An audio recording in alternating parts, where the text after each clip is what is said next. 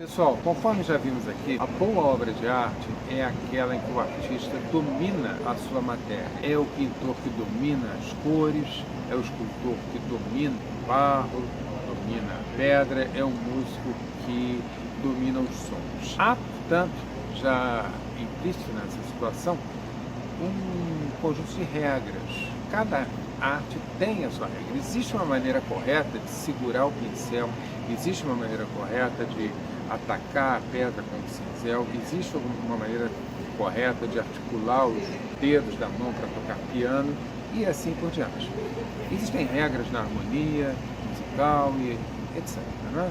Na linguagem, e até que ponto essas regras precisam ser seguidas. Elas podem ser desrespeitadas? Não, desrespeitadas nunca. Elas têm que ser conhecidas, elas podem, isso sim, ser ultrapassadas no bom sentido da palavra, podem ser transcendidas.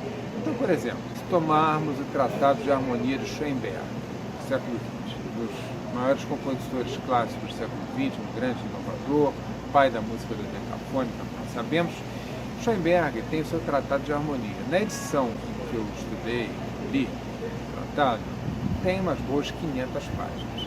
Nas primeiras 495, por aí, se não for 497, Schoenberg é de uma autoridade, de uma disciplina, de uma firmeza prussiana. Parece um sargento do exército prussiano, aí pensamos em Frederico o Grande, lá dando ordens para seus soldados.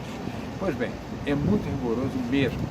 Mas até ali, até estarmos no momento de terminar o livro, ele é rigoroso mesmo, diz isso pode fazer, isso não pode, quintas paralelas tem que evitar, quintas seguidas, quintas diretas não pode, e etc. Pois bem, mas depois que o aluno, ou o soldado, se vocês quiserem, tiver feito todos aqueles exercícios, aí ele diz, agora faça o que quiser, agora fique à vontade, você pode transcendê-las, depois de conhecê-las. Há um caso também bastante conhecido da vida de Beethoven, em que ele era procurado por um jovem compositor que queria mostrar suas composições a ele. Beethoven antes da surdez, no caso, né? E ele sempre foi muito pouco sociável, ele tratou de evitar esse estudante tanto quanto pôde, até o momento em que um dia ele não conseguiu. O estudante literalmente o encurralou e pediu, mestre, por favor, veja as minhas composições, me diga se elas têm algum valor. E Beethoven, não tendo mais como fugir do estudante inconveniente, foi lá, começou a anotar e dizer, isso aqui não pode, isso está errado, não é assim, é desse jeito. E o estudante, mas mestre, o senhor faz isso. E Beethoven disse, eu posso, você não. E é verdade, Beethoven podia, porque ele já havia incorporado de tal modo que ele estava além das regras.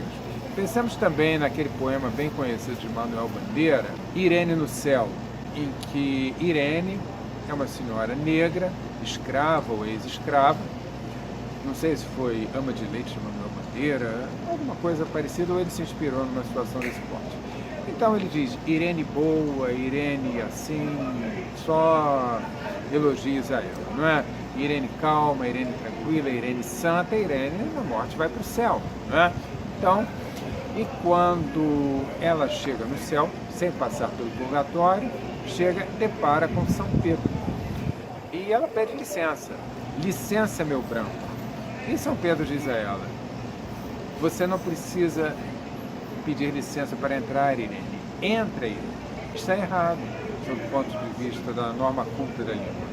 Ou Manuel Bandeira dissesse, entre, Irene, você não precisa pedir licença para entrar, ou colocasse na segunda pessoa do singular, entra, Irene, tu não precisas pedir licença. Ficaria pedante das duas formas. Então ele prefere transcender a regra, não respeitar a dinâmica verbal e misturar as pessoas. Na norma culta está errado, na arte pode, porque Manuel Bandeira conhecia de cor salteado as regras. Então é assim, para ultrapassar as regras é preciso conhecer. Tradição é necessário respeitar, porque sempre há algo numa cultura, sempre há algo numa arte que precisa ser transmitido. Ninguém está aqui para tentar reinventar a roda, reinventar as combinações de tintas, redescobrir que vermelho mais amarelo dá verde e assim por diante. Modificar o que deve ser modificado é salutável, e manter o que deve ser mantido também é salutável. No equilíbrio entre uma dinâmica e outra, encontramos a verdadeira arte. Muito obrigado por sua atenção hoje, mais uma vez. Por hoje aqui ficamos. Até a próxima.